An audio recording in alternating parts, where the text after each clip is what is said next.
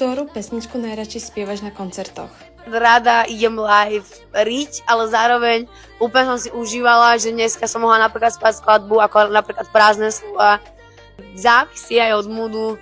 A ja užívala som si každú skladbu. Kebyže si ju neužívam, tak tu dneska nehráme tie skladby, lebo my sme strašne veľa skladieb dokonca museli ako keby aj vyhodiť z playlistu, lebo my sme narátali, že ja mám okolo 80 skladieb, aj cez 80.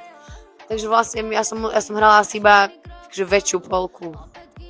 Čo by povedala 15-ročná Sima na dnešný koncert? Vyplatilo sa, že si snívala tak dlho a že si nelen snívala, ale robila a že proste sa nenechala odradiť a išla si proste bomby celý život. Trvalo to 10 rokov.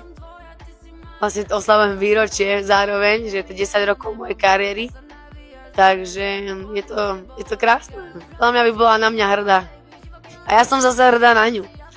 Lebo tak, chápeš, všetko má svoj dôvod, všetko sa deje pre niečo. Verím strašne na to, že človek si musí zažiť aký barsčo, aby, ja neviem, ja si myslím, že všetko nás robí silnejšími. Úplne všetko.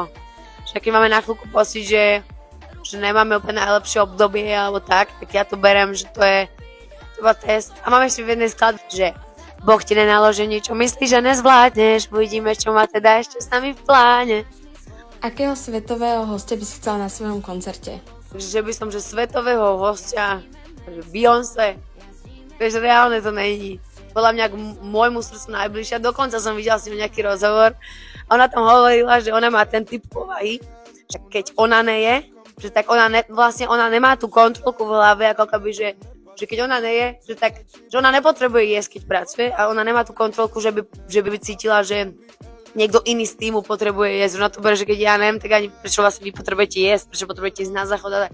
A keď som videla ten rozhovor, normálne som to poslala kamošom a som sa strašne smiala a hovorím, ako som úplne jak ja, že ja to tak mám, že ja proste keď sa točí alebo robí proste veľa, tak ako keby ja jedlo sme takí, že moc akože to není na to čas ani energia, že šetrím energiu na presne napríklad dneska na show, dneska som trošku mala, že obed o 6 večer.